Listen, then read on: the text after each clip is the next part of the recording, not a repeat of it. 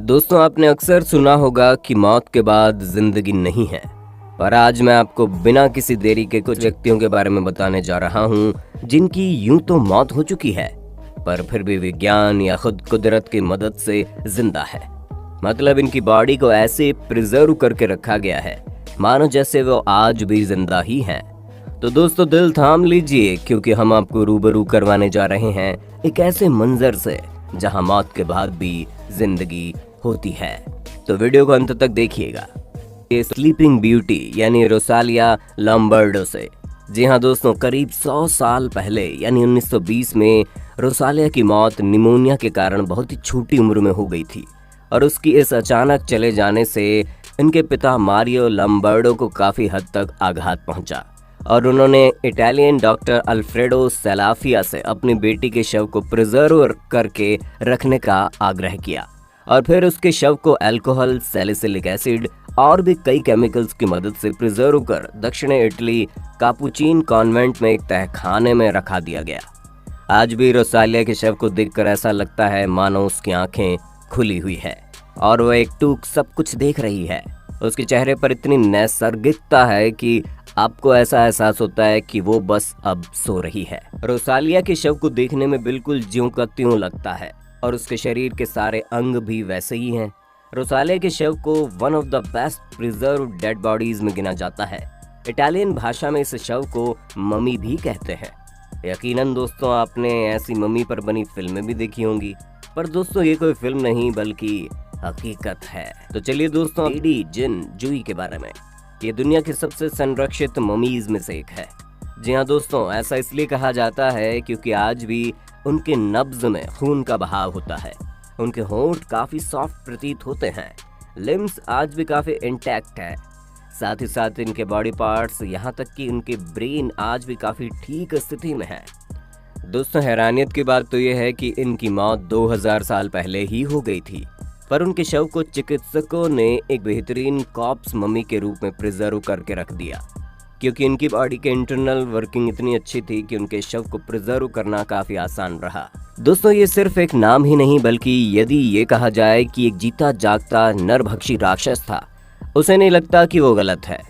और थाईलैंड का ये सीरियल किलर काफी ज्यादा हद तक किसी कहानी के डरावने भूत से कम नहीं था, जिसके नाम पर माँ अपने छोटे बच्चों को डराती है जब बच्चा उनकी बातें नहीं मानता है।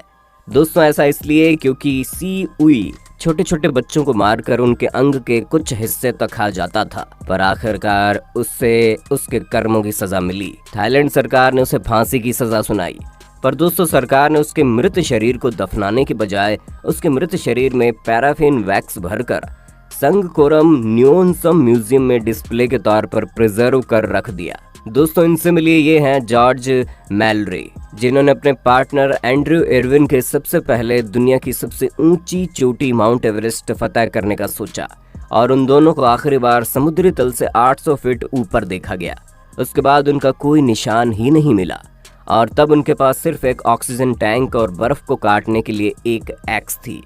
पर सन 1990 में जब BBC एक्सपीडिशन और नोवा ने मिलकर एक माउंट एवरेस्ट फतह करने के लिए कुछ पर्वतारोही को माउंट एवरेस्ट पर भेजा गया, तो पर्वतारोहियों को जॉर्ज मैलरी की बॉडी उनके पास मौजूद एक्स से 700 फीट दूर बर्फ में दफन मिली, जिसके कमर के इर्द गिर्द बंधी रस्सी ये दर्शा रही थी कि शायद उस रस्सी के टूटने की वजह से वो चोटी चढ़ते समय गिर गए होंगे और ये बर्फ के नीचे दब गए। पर दोस्तों, हैरानी की बात तो तब हो गई जब जॉर्ज की डेड बॉडी बिल्कुल परफेक्ट तरीके से बर्फ में प्रिजर्व थी। बस सिर्फ उनके कपड़े हवा की वजह से फट गए थे। ये देखकर सारे पर्वतारोही के मानो होश ही उड़ गए, क्योंकि जॉर्ज की बॉडी इस तरीके से सजीव लग रही थी मानो जिंदा ही हो। तो दोस्तों, आपने तो सुना ही होगा, जो स्वामी संत होते हैं वो बैठे बैठे ही मृत समाधि ले लेते हैं। दाशी दोरजो इतिगिलोव नाम के इन मॉन्क की मौत एक लोटस पोजीशन में मध्य 1720 में हुई, और उनके इच्छा अनुसार इन्हें उनके ही रोब्स के गार्डन में गाड़ा गया। पर सन 1925 में जब इनकी डेड बॉडी को वापस कब्र से निकाला गया, तो ये पाया गया कि इनका मृत शरीर ना तो जरा भी सड़ा, ना ही थोड़ा भी डिटोरिएट हुआ। जिसके बाद बुद्धिस्ट संस्था ने उनके मृत शरीर को उनके धार्मिक मंदिर में बौद्ध अवशेष के रूप में अनकेरोट शरीर को सजा कर रख दिया। वहां के सारे मॉन्क और बुद्धिस्ट का यही मानना है कि दाशी दोरजो इतिगिलोव उनके प्रभु के ही अवतार हैं।